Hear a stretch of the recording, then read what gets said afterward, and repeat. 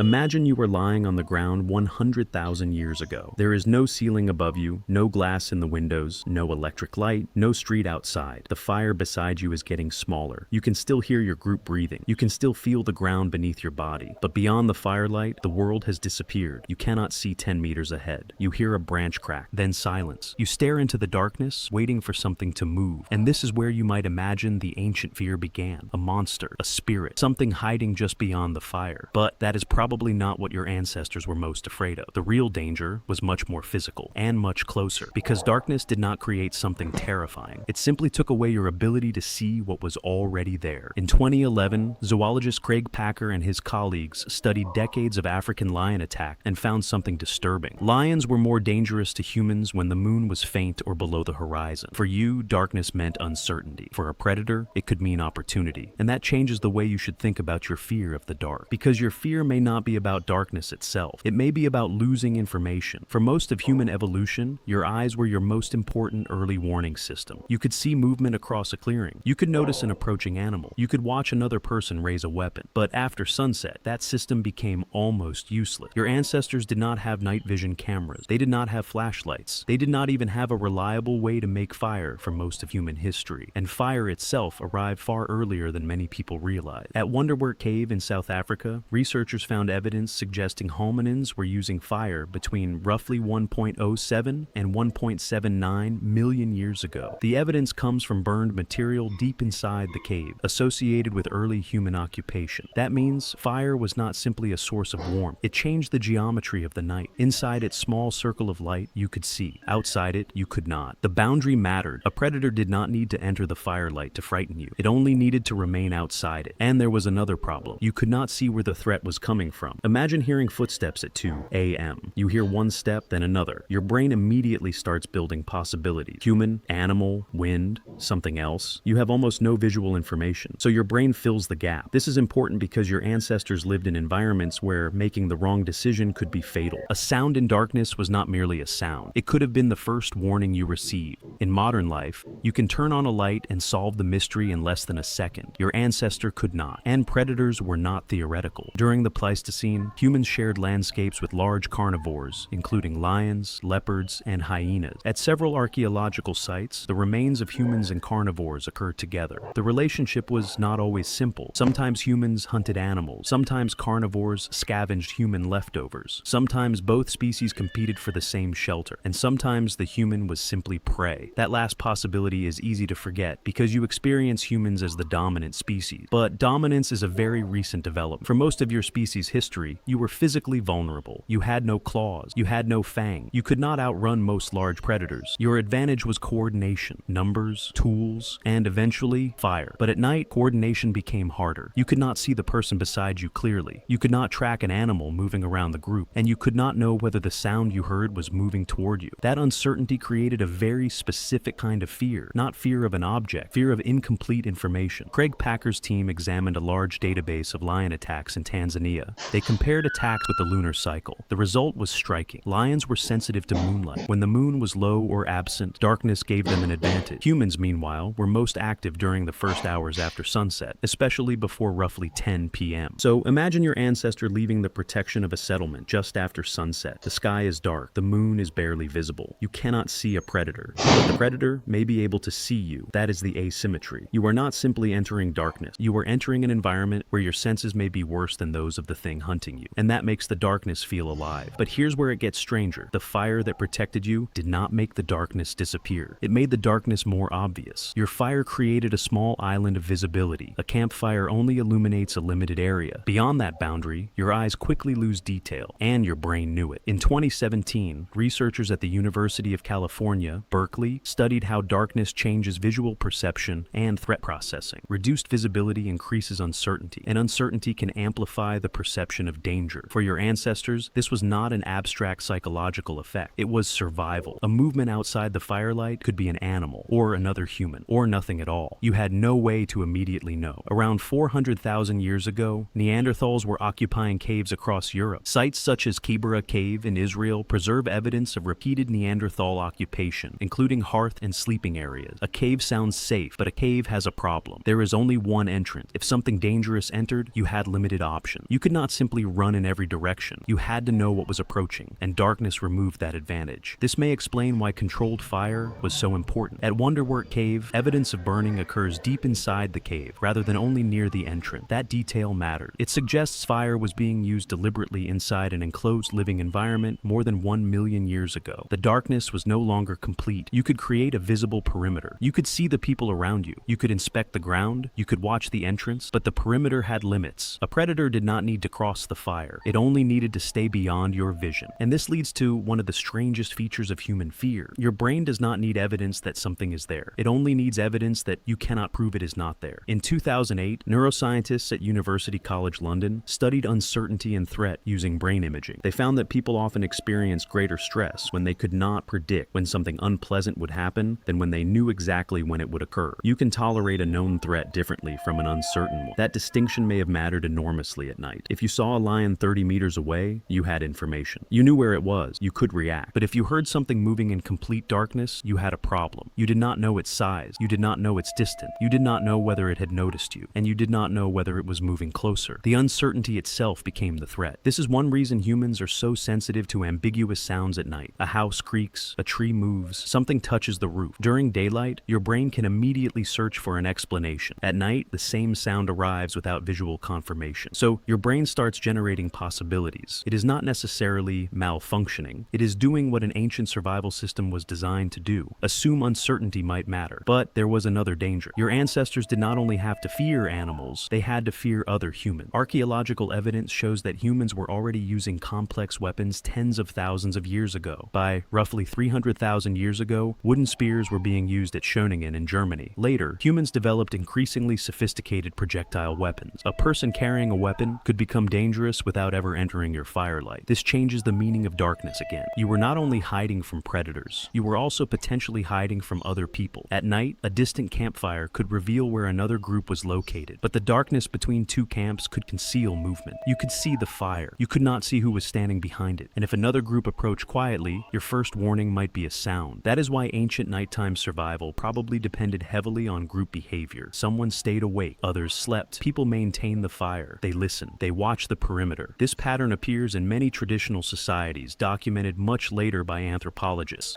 Although you cannot simply project every modern hunter-gatherer practice directly onto Paleolithic humans, still, the basic problem remained the same. A sleeping human is vulnerable. A sleeping group needs protection, and darkness makes protection harder. There is another detail you might overlook. Ancient humans did not experience the night sky the way you do. Your modern sky is often polluted by artificial light. In a major city, thousands of lamps can erase most stars. But before widespread artificial lighting, the night sky could be extraordinarily bright with stars. The Milky Way could stretch visibly across the sky. The moon could transform an open landscape, and the difference between a full moon and a moonless night could be enormous. Researchers studying ancient environments have suggested that lunar cycles could have influenced human activity, movement, and predator behavior. A full moon gave you more visibility, but it also gave predators more visibility. A moonless night gave you darkness, but it also gave your predators darkness. So there was no perfect night, only different levels of risk. And this is where the modern fear of darkness becomes more interesting, because the fear itself may be ancient. The environment changed, the predators changed, the weapons changed, the buildings changed, but your nervous system still carries the basic problem. You enter a dark room. You cannot see what is there, and for a fraction of a second, your brain treats that absence of information as a possibility, not proof. Possibility. But there is one final reason your ancestors may have feared the dark, and it had nothing to do with predators. It had to do with what happened when the human mind was finally left alone with itself. When the fire became small enough, another world began. There were no notifications, no television, no electric lights, no constant stream of information. For thousands of generations, nighttime meant something much closer to sensory isolation, and your brain had to fill the silence. In 1954, American psychologist John C. Lilly conducted sensory deprivation experiments in which people were placed in environments with drastically reduced external stimulation. The results were striking. When ordinary sensory information disappeared, the brain did not simply shut down. It began generating its own experiences. People reported unusual sounds, imagery, and altered perception. The experiment was not about prehistoric humans, but it demonstrated something important about your nervous system. Your brain expects information. When information becomes scarce, it starts searching for patterns. This matters in darkness because vision normally supplies an enormous amount of information every second. Remove it, and your brain becomes more dependent on hearing,